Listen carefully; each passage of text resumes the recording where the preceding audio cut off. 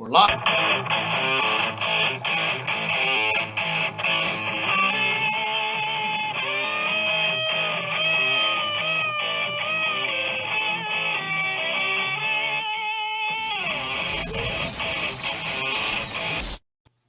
Stay tuned, stay tuned, stay tuned. I'm here with the coach, John Brent. I'm here with the vet, Mr. N. Griffin, and a couple great-looking guests down below. Yes, so we got our Baldwin coach, and we got Gene Underwood here with us tonight.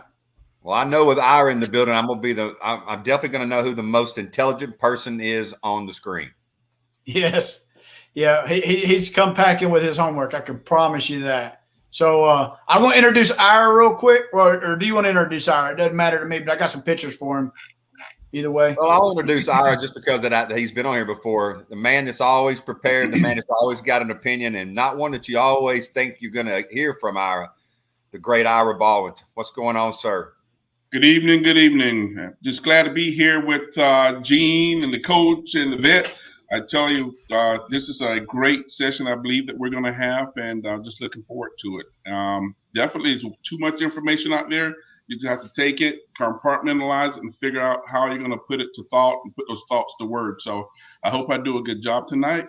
But as you know, I'm a history guy, and I'm going to put a little historical events and see if we can flash back to the past so we can understand where we are in the current, so we know where we're going in the future. Perfect. Man, I like that. Perfect. I'm going to throw this picture up. I wanted to show us this right here. Well, as Coach and the others will know, I am an Army logistician, retired, of course. And during my tenure as an Army officer, a logistics officer, I had the responsibility of closing 3 military bases. It takes extensive planning and good supervision and good conduct, and followed by the after-action review to see what can be done better. So my experience of having closed 3 military bases, and of course, Operation Fob Lagman was the last base that I closed in Afghanistan, to be exact, before I had to come home on emergency leave. So I just wanted to show that up there, and I think that will highlight some of the context that we're going to talk about tonight about our rapid withdrawal from Afghanistan. So, Ira, real quick, and I'm going to put the other picture up next. What year were you withdrawing bases? Well, I was over from 2012, 2013. I was in Kandahar, Afghanistan. And no, I did not swim in the poo pond. So I was on the CMRE there closing bases. And how did we not run into each other? I don't know. I think you and I actually talked one time. We may have. I think we did. Yeah. We talked on the phone a few times. Here we go. So I got the second picture. Okay. Well, go ahead. That's, I think, the most suitable picture that I found. And for some reason, I tend to get all these wonderful pictures through certain sources. But however, there's a blame game that's going around. And I think that picture paints 1,000 words. And self-explanatory. I definitely agree. That's the first picture we had used. I ain't got permission from. So if we get kicked off tonight, we know what the deal is. Yeah. So moving along, I got to introduce Gene Underwood. So Gene Underwood now served in Iraq in OIF 2. He was one of my platoon sergeants. He was one of the steady people in our organization that kept our organization alive, to be quite honest. He kept a lot of soldiers alive, and if it wasn't for him and his patience on the battlefield, I probably wouldn't have half of those soldiers back today. And not only that, later he got to train my son in AIT. So I'm going to throw it over to you, Gene. Go ahead. Well, it was an honor, First Sergeant. I still can't say your name. I still got to call you First Sergeant. All right. Oh gosh. So yeah, it was great times over there. Of course, you put me through hell a couple of times. I tried my best. I know you did. But it was fun over there, though. To tell you the truth, it was, except for the clinching factor, all the time. Had to beg you to leave the fob to go out there and be in the convoy. Yep, that wouldn't happen. No. So I'm gonna throw this picture up here, Gene. What do you got here? Well, see, that picture makes me look a little bit dirty. See, I used to have this old crusty first sergeant, right? And he said he wanted communications with all the platoon sergeants. We had to run phone wire from his office all the way to our rooms. So I had the farthest one away, so I had to run it on top of the building, and then I had to crawl through one of those little steel pipes underneath the road to get to his office. So that's the results of me crawling through that tunnel. I know I probably can't see out of the glasses, but I came back with about 5-6 layers of dirt. That was dedicated love right there. Yes, Go ahead, Coach. I don't even know what to say by looking at that picture. At first, I thought it was a picture of someone in an older war because the picture looked so like the person was filthy and dirty and been fighting. And now that I hear the story, I'm like, who was that first sergeant? I mean, that guy there had to be an asshole. Well, that's the least amount. That's probably true. That's probably true. So, and then we got the second picture here. There we go. I like that picture. That's a good picture. What do you got there, Gene? That picture's in front of one of the brothers' houses over there in Tikrit. That was the only time. Yes. One time I ever went there to that. I can't remember the damn fob's name though, but that was the only time I ever went to that fob, and I just took a picture in front of his house. Oh, Fob Danger. Yep. There you go. It changed names all the time, so I never could remember it. So, Coach, so you know, Fob Danger had this enormous palace right on the river, overlooking the river, the Tigris, I believe it was, and it's gorgeous, and that's where the division headquarters is at, of course. You know, so anyway, who's was that? Who did y'all take that from? Saddam Hussein. That was one of his palaces. Yeah. One of his kids. Yeah, actually, yes, it was. He came down there every now and then. Did he have what was his name? Usaf? It was one of his kids, and they used to have a whole bunch of gold toilets and gold plates and stuff like that. But before we got there, that was all removed. Wow. Yeah, the mighty 4th Infantry Division. Gotta love them, man. Gotta love them. And guess who was in charge of the 4th Infantry at the time? I can't remember. We'll talk about him later. Oh my gosh, no, not Mark Milley. Oh my gosh. So, Lloyd. Oh my gosh. Oh, heck yes. This is awesome. So it's a small world in the Army, in the military.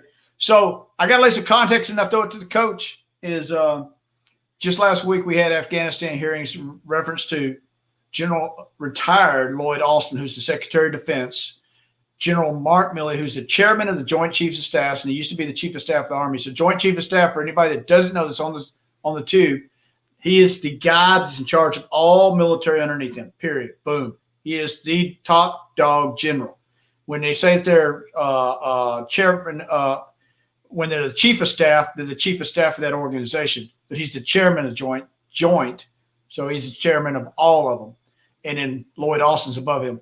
And then we have, that was on the hearings, is General McKenzie, who is a Marine, who is in charge of CENTCOM. We call them COCOMs, but CENTCOM is the Middle Eastern area, and he was in charge of all the Middle Eastern area. And so he was closer to the ground than the other two were by far. So we have those hearings, and so now I got to throw it over to the coach. Well, I look at the hearings, and I didn't see all of it, but I saw a lot of it. And, you know, from a civilian and someone that has studied history and is a history teacher, I love this question. Do you blame either one of these guys for the debacle in Afghanistan in August, or who do you blame? Now, from my standpoint as a civilian or someone that's just looking at it from the outside, because you guys have had boots on the ground and involved in military, is, you know, it's always the commander in chief. I mean, to me, it's the commander in chief's choice, his call, his decision, what is the finalization of what happens. But he's getting a lot of things in his ears from not only what I understand is military people, but on the other side, the political people.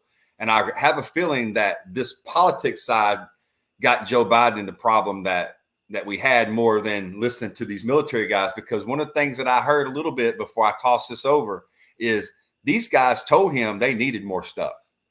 And the politics side of it kept him from taking that advice.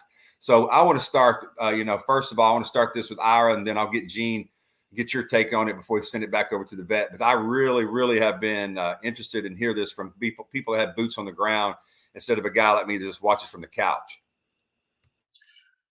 First of all, I believe that it is plausible deniability at the top levels, period. Okay. And as a leader myself, you know, you always have to listen to everybody in the unit, because everybody in this case here has some good to provide input. In this case here, I believe that there's cover from General Milley and others, President Company, to include the Secretary of Defense, trying to cover for the president. In other words, I'm quite sure that they did advise him to keep a residual force in Afghanistan. But for his political motive, he set that solid target date there. He made the decision. As he said, the buck stops here. The buck stops with the president because he's the commander in chief. All right. So there's an old saying that you can always vote with your feet, but there's also a dubious responsibility as leaders at all levels, you know, especially at that strategic level. If there's some disagreement, you always, again, presenting a good, unified, solid front. But if there's disagreement, I have to voice my opinion to you. It may not be right. It may not sound right at the moment, but doggone it, I'm going to get my point across. Listen to me, because I'm not going to ill advise you. But if you don't listen to advice, then what good is it? I have to vote with my feet. I think those senior leaders, those military leaders, should have voted with their feet, resigned. Because you look at the last Secretary of Defense, oh my gosh, the Marine guy, I forget his name, Mad Dog Mattis. What did he do when he had a disagreement or difference of opinion with President Trump? He voted with his feet. Doesn't mean that you hate or you love. You just simply say, I understand. You need to find someone that better suits your team. I'm not suitable for your team. I'm still upset with those senior leaders. And of course, I put all the blame right squarely on the 46th president of the United States. He did not listen to his advisors. Yeah, and Gene, I mean, thinking about it this way, I believe listening to this, the hearing that I listened to, you know, like I said, not a lot of it, but two of the guys specifically said when they were pushed by the senators that said, we said 25 to 3,500 is what we needed. And they said, did you tell the president? We told the president's people. You know, he got the message. So the unfortunate part about that is, like Ira said, if you don't resign or make a statement like that, then what you're doing is you're just saying, well, okay, then we back what you did, Mr. President. I got to agree with that. And I agree with what Ira said. I mean, I believe Joe Biden did say the buck stops here, and he's the one that's in charge of all that stuff. So the buck should stop with him and getting us out of it. I was upset whenever it happened because they said that they left Americans there. And that's really the part that really upset me, because they pretty much said, well, we got Americans there.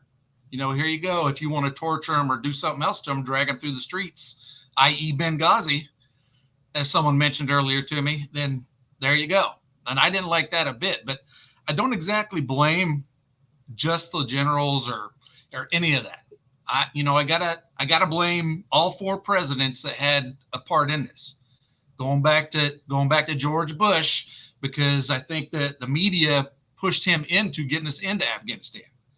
They wanted some kind of reaction for World Trade Centers, and so he just kind of threw them in there and said, "Here you go chop the head of the snake off." I think they did it, but maybe it's just me, but I believe that for 20 years. I kind of knew that the Afghanistan government was never going to be able to stand up for itself. I think it was always going to be, as soon as we left, they were going to take over again. So I don't really blame like the generals as much, but they do have some blame in it, and they did try to protect the president a lot. Well, Vet, to ask you the same question, but before that, it seems like the more and more that we hear from people is most people predicted that the Afghan government was going to fall. I mean, if that was the case, then why were both presidents, even Trump and Biden, both saying, no, we've trained them. They're there. They're going to take care of it. We need to leave in May for Trump. And then at him, at the end of August for Biden. Why were we leaving if we knew they were going to fail? Or should we just say, well, we're going to just turn it back over to the Taliban? What do you think the response should have been, since we know now that most people that were in position thought it was going to fail? Well, I got a couple of things on that part there. First of all, I think we had, as I stated previously before, the lack of intelligence was the intelligence of us assessing the Taliban on how weak they perceived the current president. Nobody could ever figure that out. I don't think it would have happened as fast under Trump, because he would have retaliated, and that would have been a wholly different thing. But they knew that Biden was not going to retaliate. And so they took that, and they saw that door open up, and they ran with it. That was the intelligence failure there. Now, Does anybody in their right mind believe that Afghanistan was going to have a government comparable to a state government in Georgia, Nevada, Texas? No, ain't no way in hell. They're too tribal. That's the problem, is they're too tribal. You can't get them to get along. Hell, we can't get along in America, but you can't get them to get along at all because they're too tribal. That's the problem. But if we would have had the previous president, I don't think the Taliban could have moved us near as fast whatsoever on that. Now, I will say, when you have the people that's been training the people, and that was brought out in the hearings, that the generals all said that we missed that, where the people on the ground, junior level, I would say probably 05 and below, were seeing it like, I'm training this guy, but he ain't here half the damn time type stuff, because that's real. That's not a joke, and they're not there half the time, you know. But for the generals, it's all pushing daisies up and it's all going good. There's a disconnect there. And I will say this on that disconnect. Part of the disconnect relies on the relationship with their sergeant major, because the relationship with the sergeant major is to kick the sergeant major down here and get the ground truth, and then have enough trust in the sergeant major to come back and go, my sergeant major said this, we need to adjust. But it seems like they didn't have that relationship with their senior enlisted guy who feeds off the ground truth. That's one. It's just me sitting back as a sergeant major saying that. Now, back to the other part here, you know, who do we blame and what do we blame here? I agree in some aspects of what Ira said, is somebody should have thrown the rank down and walked out the door, pretty much. But you have some leaders that also believe this. Well, if I walk out the door, they didn't trust me in my comments. They're damn sure not going to trust the new guy that pops in there right behind me. So if I stay here, I'm at least saving some lives. That's probably the mentality they had.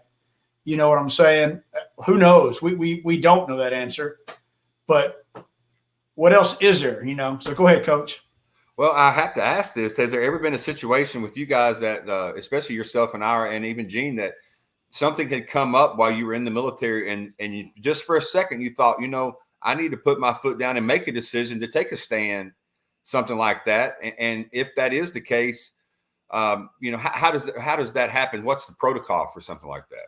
Well, so I will say this, and I'm going to watch how I talk about this one here, because there's somebody still serving and they do an honorable thing, and I don't want it twisted that they didn't do the honorable thing. So I'm going to touch very lightly on this, but I got put in a dilemma when I took into a certain level of command, that the bottom line is that I had to report about my boss because the complaint was brought up to me. Now, did I believe that the complaint was true? No, I didn't. Now, think about this.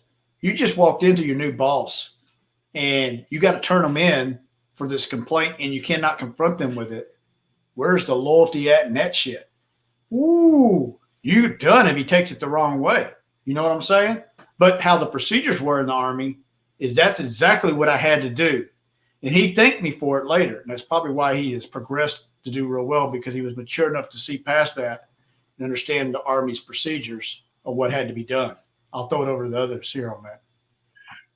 I had somewhat of a similar incident where my saying when I was on active duty as a major at the time, I said the most dangerous animal in the Army is a major with over 20 years. I can retire anytime I want to. So going back to career, for that year, I operated in a very toxic leadership environment. Very, very toxic. And the staff was just dying underneath the brigade commander. See, I think about 24, 25 years in the Army, actually about 25 or 26 years in the Army by that time. The other field grade officers, they were 14, 12, 13 years in. So they didn't have enough time to talk enough junk. So they somewhat kind of elected me out the way and say, all right, we need to go file a complaint against the brigade commander. Guys, I don't have a problem with it. You know, actually, I told a commander one time, you're wasting your time cussing me out and fussing me out. You'll run out of teeth before I run out of ass. You know, I have no problem with that. But that having been said, is that it took a sergeant major, my brigade sergeant major, to kind of pull me off the wagon and say, look, just let it go. He'll be gone soon. We can reform the team and we can continue to march on. But you cannot create an atmosphere of toxicity. In this case here, that was mine at the tactical level, but you look at the national strategic level, maybe there were some toxic relationships that they had that were dealing with, of course, the president. But then again, once you reach that rank of general officers, again, I'm not a general officer, never will be. At some point, you're gonna have to take this off here and say, look, buddy, I know you're my boss, but damn it, you got to listen to me right here. Otherwise, you fight the war yourself. That's just my belief in that. I don't think those guys, they used their rank properly. Again, I'm not a general officer, never professed to be one, but I think they have the power to be. They should have used it more effectively. And it's a failure. National strategic level, it's a national embarrassment up and down the chain. And I think we need to regroup at this point and get some leaders who will sacrifice their career. We had a lieutenant colonel who just sacrificed his career, the Marine lieutenant colonel. And you compare that to Lieutenant Colonel Vindman, who did speak out against a former sitting president, nothing. So there's a big contradiction. It's confusing for the masses. Hell, it's confusing for me. We just got to fix this thing. I don't think I ever had a situation where I was put in where my chain of command was toxic. Thankfully, up until my 10th year in the military, my leadership was great. I mean, with the vet up there, it was fantastic. You could go to him for anything, and he would talk you through it, and he wouldn't berate you or nothing. But after I left his wings, right, it got worse and worse because of the field of I was in, because I was a bastard child of the bastard children. So I was in the ADA world, and it was just, they do nothing except for protect airports, stuff like that. And then my job was nothing for them. So they didn't know what I did. And if I voiced my opinion, well, I was considered a dirtbag. And that's how it was for the last 10 years of my military life. I was determined, or I was told, well, you're nothing to us, basically. So, I mean, I have mixed feelings on that whole subject. All right. So go ahead, Coach. I'm sorry. No, go ahead. I know you're about to go to another subject. I really appreciate that, because I was thinking about that we don't, from the outside world, as they call the free world. It's funny how people say that when they're speaking about people that are civilians, that we're in the free world. Thank God for you guys to give us freedom. But we see things through a lens of what we either see on the media or what we think would happen in a corporate situation. But a corporate situation and a military situation I'm sure is 180 degrees difference. And I just wanted to get some clarification on that, because I wonder, how would you deal with something like that? And I appreciate the answers, to be honest with you. Well, so one thing I'll say, and then I'll go to the question. In the position of General Milley, General McKenzie, and Lloyd Austin, there's no other higher power. So at least with us, there's always been higher. So if the POTUS does not listen to you, or he does not value your opinion, because he came out and said at the end of April, September 11th it, and I'll get into that a little bit more later, but September 11th it, and he's not backing away from that, not listening to your expertise, then you've been devalued, and then maybe you don't give your expertise as much after that, because he's not taking it for how valuable it is. So that's so anyway, moving along is we're going to talk about, we had the failed drone strike in Afghanistan, and depending on how you look at it, but for us and for the people affected, it was definitely a failure. It killed 7 children, I believe, and 3 other individuals, and all in the effort to take out a planner that we have never heard who it was. And so I'll start with Eugene, and I'll go to Ira, and then we'll go to the coach. But do you blame any of these people here, General McKenzie, General Milley, General Austin, or the president for this here on the failed drone strike? Every single one of them I blame, because I've never been around the drones, but I know they're supposed to be a safer thing, so they don't put soldiers in the way of, or military members in the way of getting killed. But I was reading an article today, and I can't remember where it was from, but they said that they knew about it 5 hours after the drone strike, that they killed all these civilians, but they never came out and said anything for 3 or 4 days. So, in my opinion, is why did they wait so long to say something about it? And they knew before they even had the drone strike that they didn't have any target in sight. They were just following a car, and this car was just taking people all around the town, dropping them off and doing work. And then all of a sudden they want a drone strike. That's the part I don't understand. I blame every one of them because they get the intelligence. Someone has to say, okay, use the drone strike, pull the trigger, do your job. So I blame all 4 of them. Yeah, and so Gene, one thing I will say, and it was only slightly brought up, the drone strike was supposedly be for this plane error that was detrimental, that was going to make an attack right then, but we never heard of the attack afterward. So it's either faulty intelligence or we needed a victory to calm the American people or something. I don't know. Go ahead, Aaron. Because 13 people were killed. That's why we needed, retaliatory strike. Yep. There's an old saying here in that patent. It's like, there's only one way for a professional soldier to die. That's from the last bullet of the last battle of the last war. If you look at that drone strike, it was the last shot fired in anger by the Americans. It was a big damn mistake. It was a debacle that resulted in the loss of life for 10 people. Okay. And the person who actually had worked with us, who helped us. But when you take your intelligence off the battlefield, you remove your military gathering aspect or your human intelligence gathering. You can look at, you can surveil an area by satellite, U2, or whatever kind of spy plane or spy satellite, or your operatives on the ground. And oh, by the way, we have lost the confidence of our allies on the ground. And maybe if we were relying on some, well, maybe they gave us false information because, well, they've got everything to lose, if you will.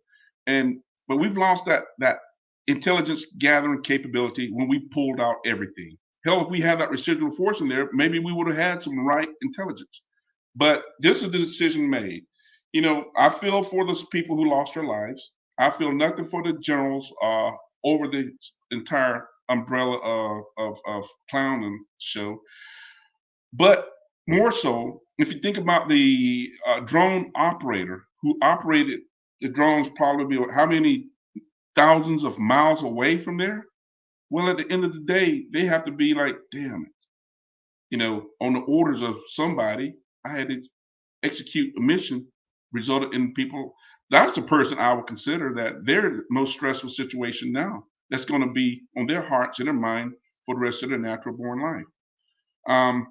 It was ugly. It's a loss of life. It's unnecessary. But no one stepped up to accept responsibility.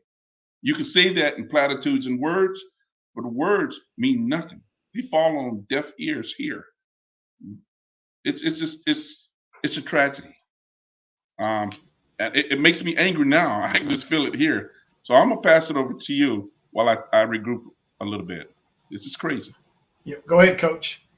Well, looking at this thing, the first thing I think of is when President Biden said that we're going to retaliate for this, I didn't have any confidence in that. And I really don't know if anybody did.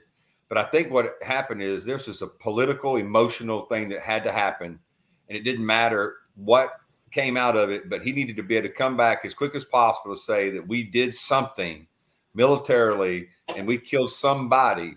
And Vet, you and I talked on the phone almost immediately. It's like, well, when Trump came out and we killed, what was it, Soleimani or whoever his name was, we knew immediately who it was. Of course, the Democrats acted a fool because we shouldn't have killed him, but we knew the high target and who it was.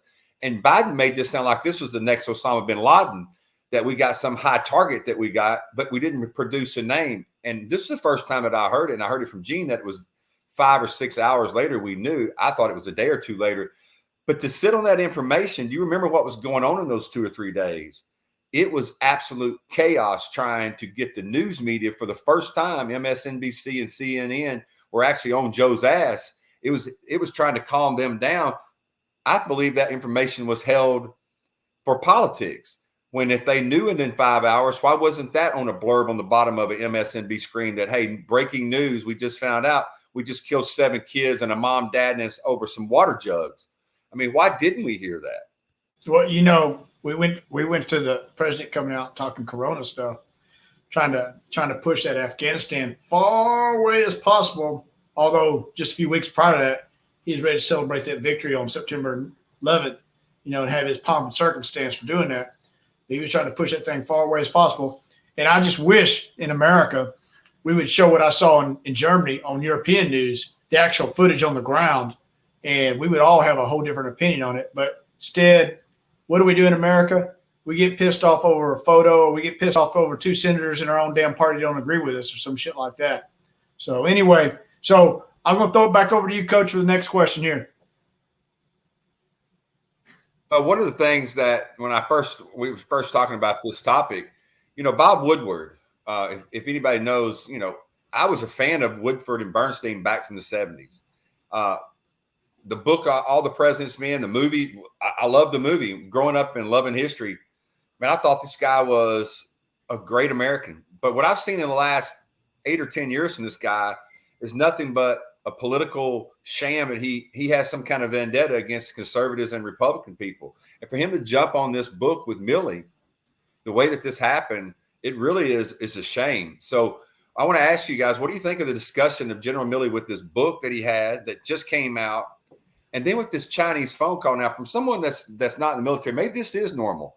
Maybe our Joint Chiefs of Staff, if you say the top of the dog, just gets on the phone and talks to our so-called enemy and says, hey, now, if our president does something crazy, we're going to let you know. Now, that's how I heard it. I don't know if that's what really happened. But to me, that's the word traitor comes up as a civilian. You guys are military guys, so I really want to know from you guys how y'all felt about this, so maybe y'all can teach me to calm down.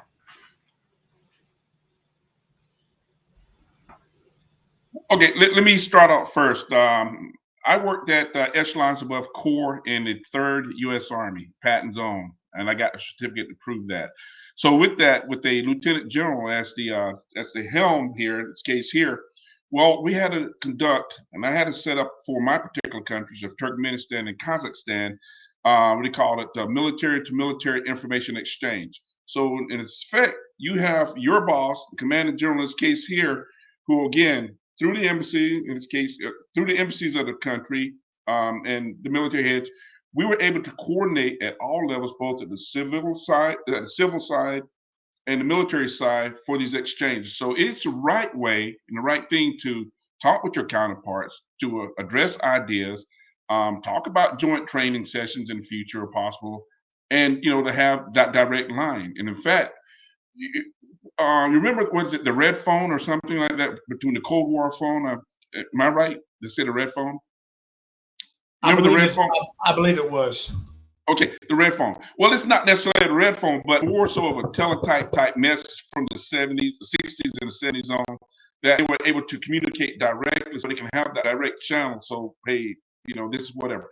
However, I'm not the fly on the wall in Milley's office per se or whatever, but yes, he's authorized to conduct those phone calls, but there's at that level you have to keep extensive records of such, because it becomes, as part of the law, a national record. Who did you talk to? How long? Who were present? Stuff like that. What the word said. Tristan, I still haven't seen a transcript. I'm not privy to that. I don't think none of us are per se, other than if it's something that was brought out and was redacted.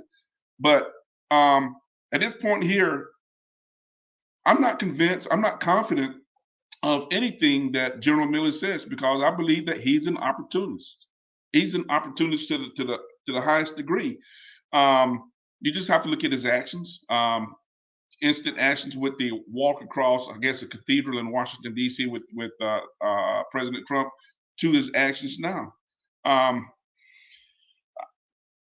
don't know. I have my doubts about him. I just think he's an opportunist. But every general gets a chance to write their book. Let him write his book. Maybe he'll tell a lie. Maybe he'll tell the truth. So I'm going to hop in here real quick, Coach, and then we'll get over to Gene. But on the hearings, Senator Tom Cotton asked him. Senator Tom Cotton, he's a military guy, former captain. He's a Ranger, even though they tried to discredit him because he wasn't in the 75th Ranger Regiment. He's just a Ranger. He's still a Ranger. So anyway, Senator Tom Cotton asked and says, I want to see the records of everybody that was there. And I want to see what other phone calls you made to other countries similar to that situation. So he asked that. We'll probably never see it because it won't get redacted in yours in my lifetime, because that'd be too detrimental to a president, most likely. Correct. And anyway, I just want to throw that out there. So I'll leave. To caveat off that, I heard that part of the hearings where he did ask for the transcripts and everything, and General Miley did not waste a second. He said, I'll provide them. I will give them to you, and you can have them. As far as him talking to his counterpart, I'm perfectly fine with that. If what they discussed may not have been what they needed to discuss at the time, but I do believe that he can talk to his counterpart if they call him up, whatever. But like you said, it needs to be in the transcripts, who was there, what he said, everything. And he, like I said, he didn't waste a second. He was like, I'll provide them to you right now. I'm not going to talk about it on camera, but I'll provide them to you right after this. And I'm perfectly fine with that. Well, what do you guys, Vet, and I'll ask you this, and one of the things that confused me a little bit is, it's like if a president's in office, he usually doesn't give an interview for a book that's going to be published saying certain things are going on. So Milley is still the Joint Chiefs of Staff as we speak. So he's giving interviews to an investigative reporter. Bob Woodward was one of them, of information that just occurred within the year in the administration as a change of a transfer of power. I mean, how is that positive for a relationship and information going back and forth? Shouldn't that be something that he should wait till he's out of office for, or out of the military for? I would say you would think. You and I've talked about writing books, and we're going to write them. But there's some things that I would never disclose in a book of relationships between me and my generals. Ever. Never would I do that. Or to me and my leaders. I owe the loyalty to that. That was in confidence, what we did and how we did it. I just would never do that. The deal with General Milley is, and I got a lot of respect for him. I've served with him. I know him. He's a great guy. He loves the soldiers. And it was evident that all three of them were never going to throw the president under the bus. They were going to take a little sabot around to the side and let it blow up next to him, but they weren't going to ever really throw him directly under the bus. But one of the congressmen or senators, and I can't remember which, brought out, said, hey, General Milley, you do know through your time how to message. And you putting that in the book at this time, that was a way of messaging. And you were messaging at that time.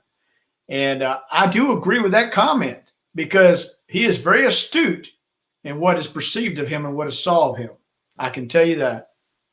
I agree with you, Ira, that, geez, from the second that in front of that church steps, he started to go a different way in things, and he became less as a complete general to more of a general with some political things attached to him. And him releasing this book, this is the deal. I don't know, and none of us really truly know at his level, at the chairman of the Joint Chief of Staff, who all he has conversations with. I don't think anybody would know except for him, because we're never in those shoes. But to put it in a damn book, man, just tuck that one in, like I used to say, in the back of your BDU pocket and watch that shit out in the dirt, later, man. I mean, that you should have never even brought that up, because some of those things America doesn't need to hear about it, to be honest. I don't know if he is right or wrong for doing it.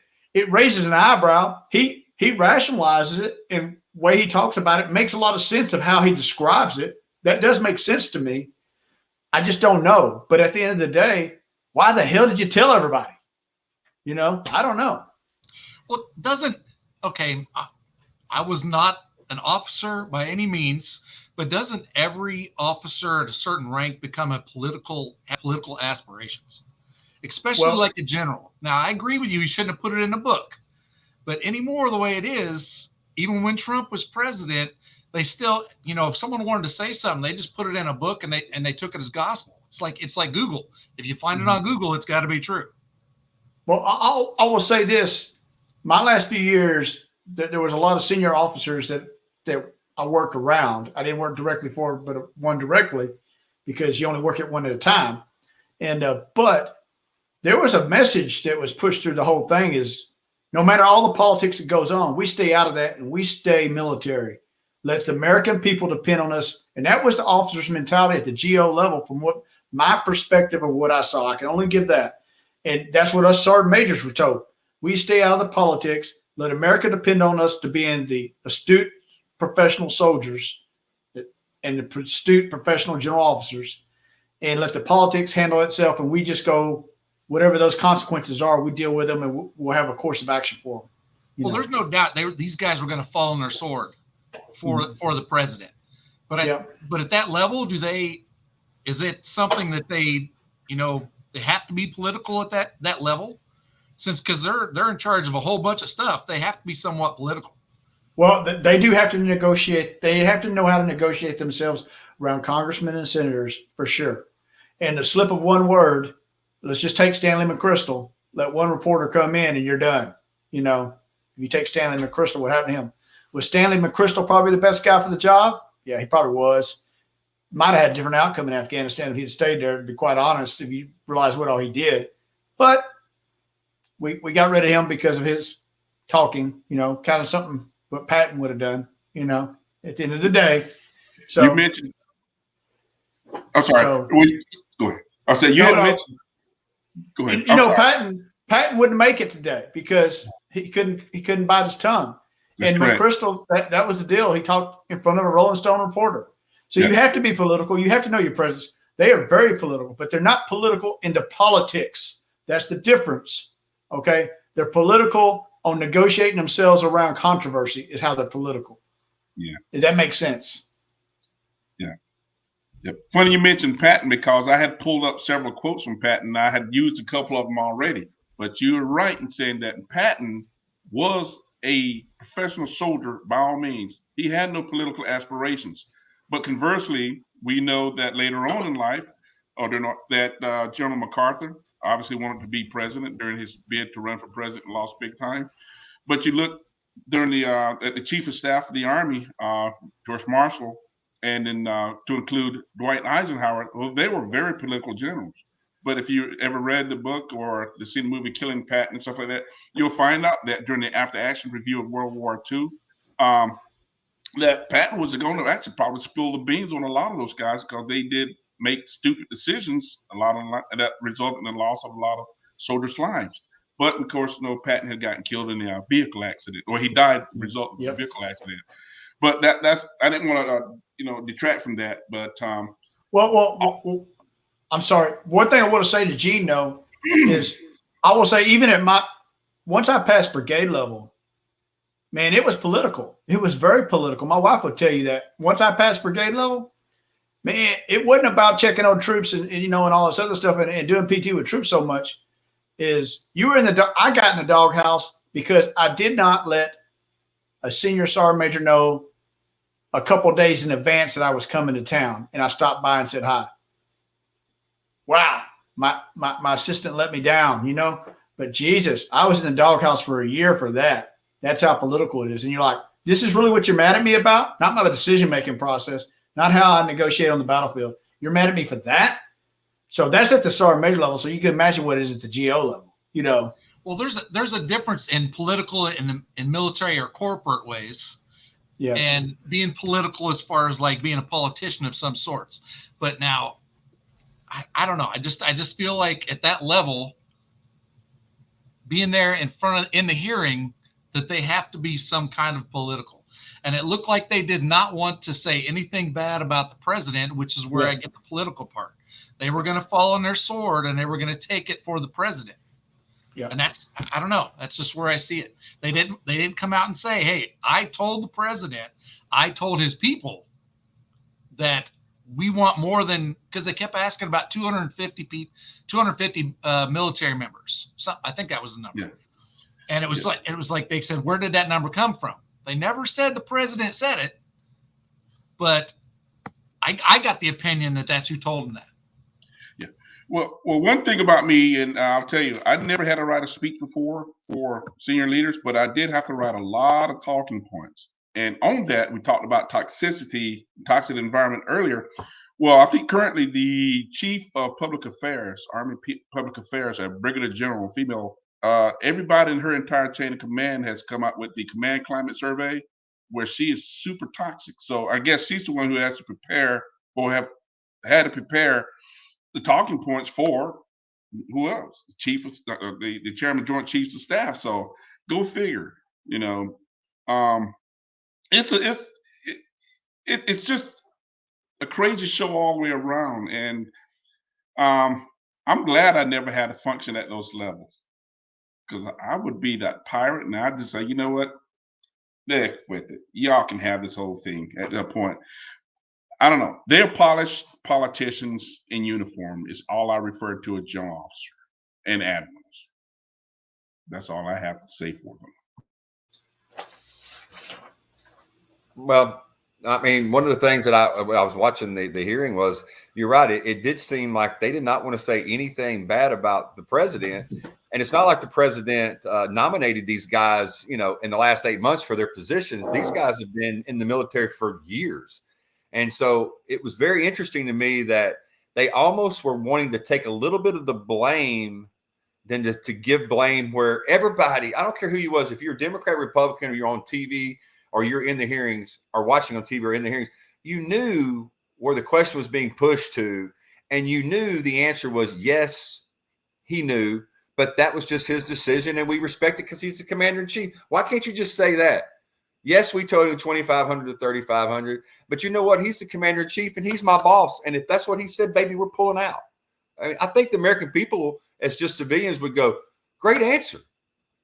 Well, because they're not going to say anything that would discredit their boss. That's at great. the end of the day. That's bullshit.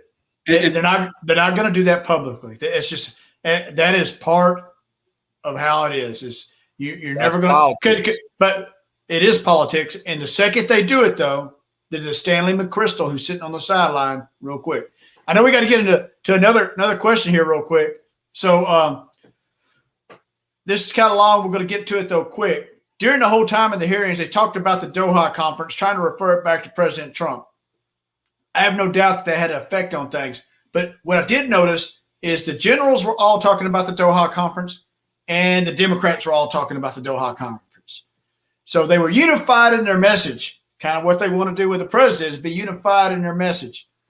But at the end of the day, the president made the decision not to increase troop strength past 2,500 at the ill advice of them. I don't think the Doha conference had anything to do with that shit. The president chose not to keep Bagram open. I don't think the Doha conference had anything to do with that. The president chose not to have a freaking carrier fleet off the port of Karachi. I don't think that had anything to do with the Doha conference. So my question is, was the pig-headedness of the president, and I'll say it like that, or the stubbornness of the president, did it exacerbate this problem?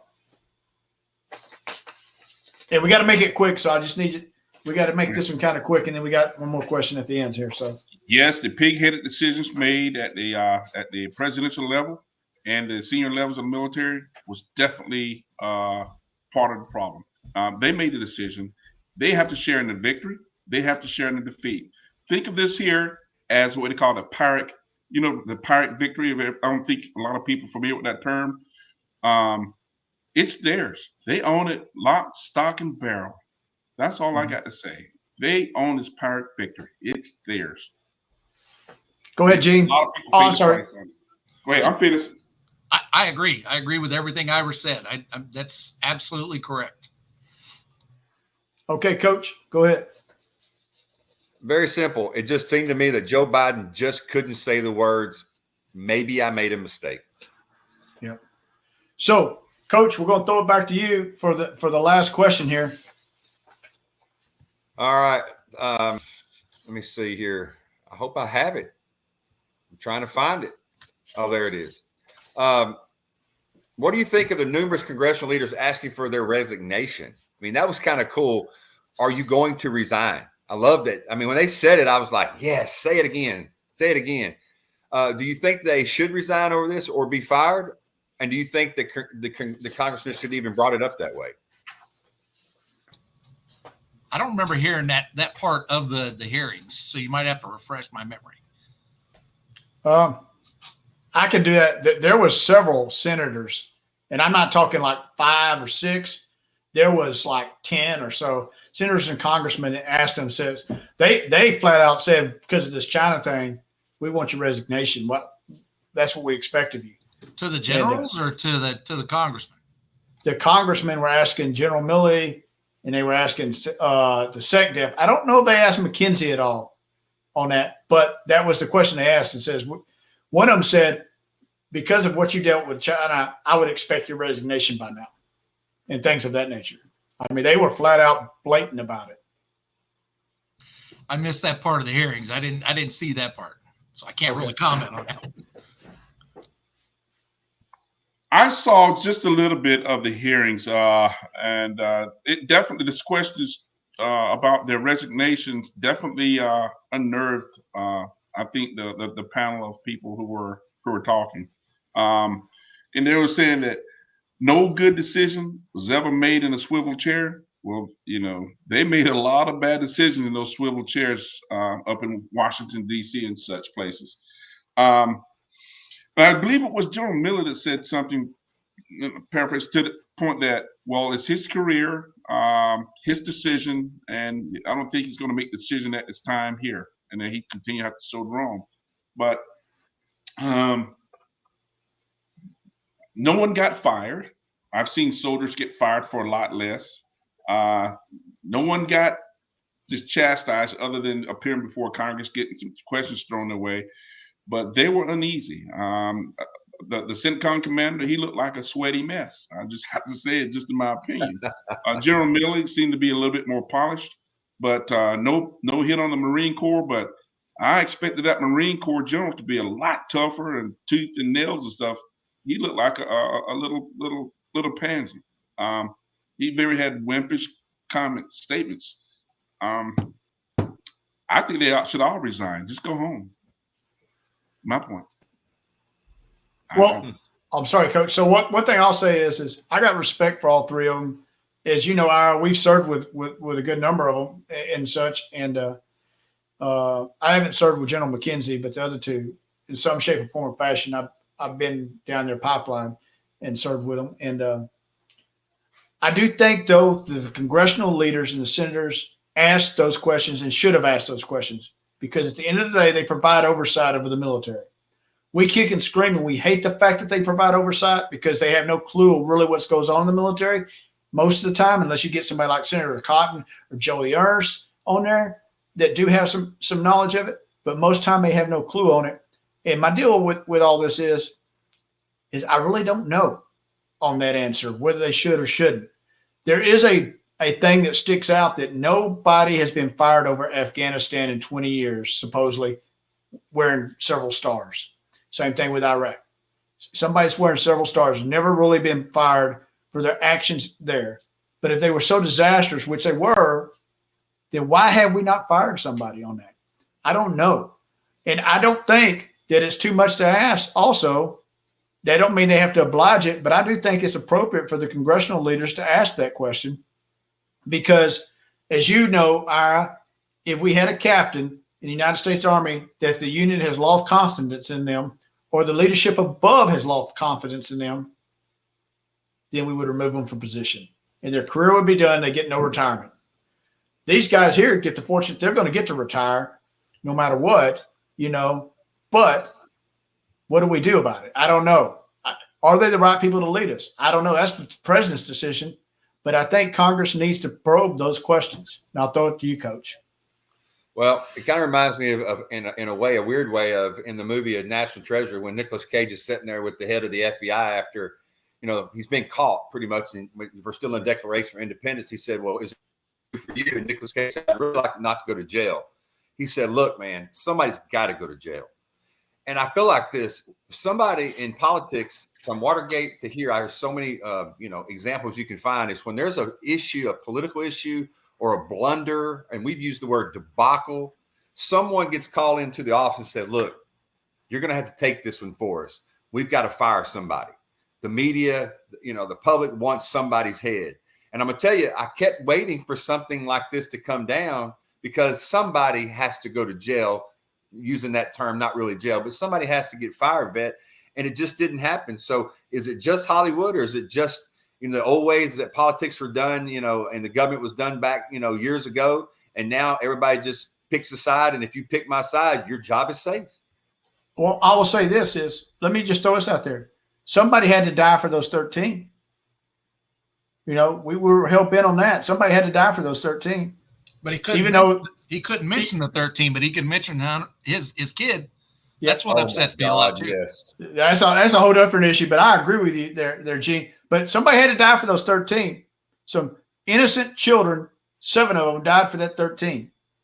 But we won't pull the trigger on this here because we don't want to create any waves. And I honestly don't know the right answer. I don't.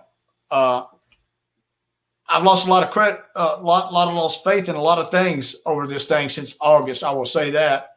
And it makes us question a lot of things that I would have never questioned before with our administration, our government, and our military, which I would have never questioned before, all because of this debacle. And I agree with you, Coach. Are we not going to have a fall guy, or are we? Hell, Ronald Reagan had freaking Ollie North. I mean, he did, Ollie North I got a book up there that's written by Ollie North now. He did all right for himself. Nixon had 3 or 4 of them. So, yeah. I mean, there's always somebody took the fall. That's what I'm saying. Somebody's got to go to jail mentality. Somebody's got to lose a job. Somebody's got to fall on the sword. But in today's politics in the last 15 to 18 years, if you're on my team, there is no sword to fall on. We got you. Yeah. Well, I think the sword is we switch it to COVID and we're just going to move it on, because if I fire somebody, then my hands are tainted too. It's okay to kill 7 innocent children and their parents, and that's okay. But if I fire somebody, then we have to keep on talking about it later, and my hands are tainted. So anyway, I want to tell you that I really like, there's we've done a lot of podcasts last 2 years. And when I was thinking about this earlier today, I thought, what in the world am I going to be able to bring to this? And really, I didn't bring anything. But one of the things that I love about these type of podcasts for me is I get to actually learn about stuff that goes on in the military and behind what I call the scenes as a civilian that we never, ever get to know about. Only that maybe the military tells them a little bit to the media, or the media wants to embellish some theory they have on it. But to actually hear, some of the things that you guys talk about of being in Afghanistan, and the way that you think, and the politics that does come involved in it that we never really think about as civilians. I think people that watch this that are just civilians, I think they're going to get a whole lot out of this, a whole lot more than you think. Coach, I'll say this and I'll probably butcher it all up, but we're pulling back the curtain a little bit and letting people look behind it a little bit, and we don't pull it all the way back. You just see the wizard back there. You don't see everything. You don't see what goes on behind the controls, but you do get to see a little bit of it. And so anyway, go ahead. Let me add this here. This is just my personal opinion through the last 20 years. Honestly, and having served in Afghanistan, I never thought that Afghanistan itself would be a success story, period. That's just judging from you. Remember that viral video of them doing the side straddle hops and the whole platoon were just all off key. That was a joke, seriously. But I never thought for once that Afghanistan would gel. And the vet talked about it earlier. Ian talked about it earlier. Was that it's too tribal. Bottom line is, what I believe is that it's going to result in a massive civil war soon. At some point, the tribal leaders are going to have to say, you know what? The people are going to bug them. Their people are going to bug them. They're going to say, you know what? It's time to arm up. It's time to start fighting. So make the tribal leaders will go ahead and push back and knock out the Taliban and the other Al-Qaeda people. It's going to be a deadly battle here sooner or later. Mark my words. Okay, Gene, you got anything? I just got one thing to add on to that now, because my question was, after all this took place and then the Taliban and Al-Qaeda and all those people started taking control, they started banning women from schools and stuff like that, and they started taking control of stuff like that. Now, is there anything that will send the U.S. back to Afghanistan now that we've pulled them out like that? I don't think so in this administration. When they start hanging people from the trees and stuff like that, are they gonna go back? I know Biden has said he never wanted it in the first place, but that's why we're there in the first place. Not in this administration, unless we kidnap Hunter, and that's a joke, okay? But unless they kidnap Hunter, that's a joke. Everybody, don't ban me from Facebook, YouTube. I honestly, to be honest, I do not see a scenario in the next 3 years that would get us back into Afghanistan. After 3 years, that's a horse with a different color. Go ahead, Coach. He last 3 years being a sock puppet.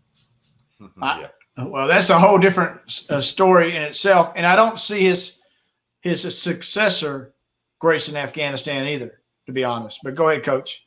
Well, my thought is, my first inkling of thinking of was the only way we're going back to Afghanistan is somebody like the Taliban and Al Qaeda or somebody ISIS coordinate some kind of massive, terrorist attack here in America or on our troops somewhere overseas, and we go back. But with this administration and with the Progressive Party's movement is so strong in that side of it, I don't even know if that would be enough for us to go back. We might just start sending some more drones over there wishing again, but I don't know if we would actually go and protect our interests like we would in the past and go, you blew us up, we're about to blow your shit up. I don't know. I got two things on that. First of all, I doubt if we use another drone strike in this administration. After the fiasco, it's going to be off the table. So all this over the horizon technology just got washed. As soon as he said that speech, it was done. That's just my belief. I could be wrong, but I have a feeling it's off the table as long as he's president. Second, the Taliban, I could be wrong, but I thought was already recognized by the Chinese. And so we ain't going to go against that. Not under this administration. And I know we're running close on time and we got a bell here, but this has been a really good podcast. And Gene, Ira, thank you for coming on. And Coach, you got anything to say real quick? Man, I just love it. Every once in a while, y'all teach me something. I love this. So from the coach to the vet. Stay tuned, stay tuned, stay tuned.